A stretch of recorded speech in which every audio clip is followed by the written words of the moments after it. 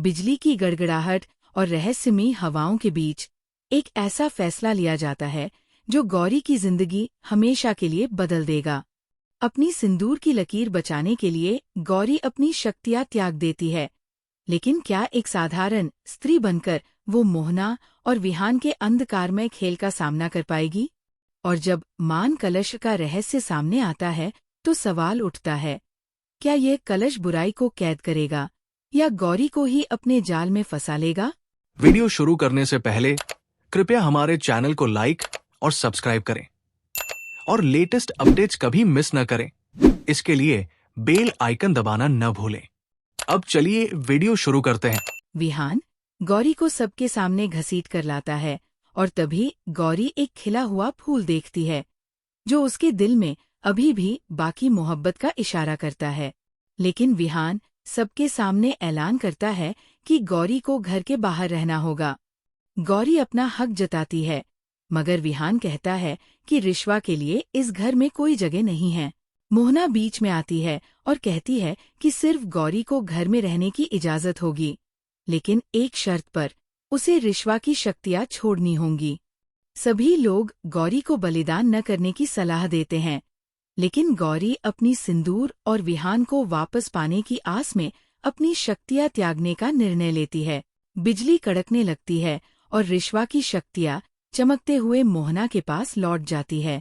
अब मोहना मान लेती है कि गौरी एक साधारण लड़की है। गौरी बेहोश होकर गिर पड़ती है, जबकि मोहना दावंश राज के उदय की तैयारी करने लगती है, जो विहान के 25वें जन्मदिन पर होना है। गौरी विहान से गुहार लगाती है और उसे वही फूल दिखाती है, लेकिन विहान उसे मसल कर मजाक उड़ाता है।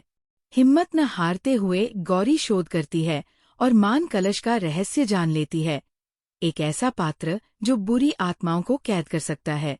वह अर्जुन को बताती है कि इसके बारे में सिर्फ विहान और मोहना जानते हैं। जब गौरी और उसका परिवार इस पर चर्चा कर रहे होते हैं, तभी विहान सब सुन लेता है।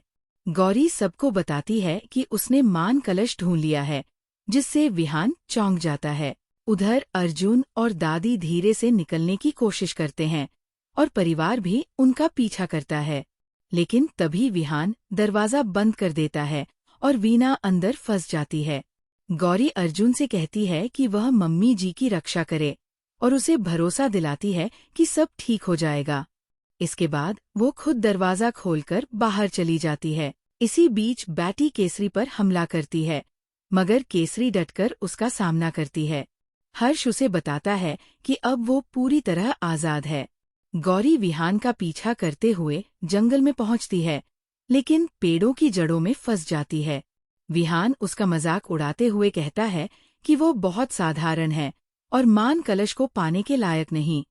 इधर प्रथम वंशी वीणा से कहता है कि सिर्फ हृदय मणि ही विहान को वापस ला सकती है। वही विहान गौरी से कहता है कि मान कलश का असली ठिकाना सिर्फ वही बता सकता है।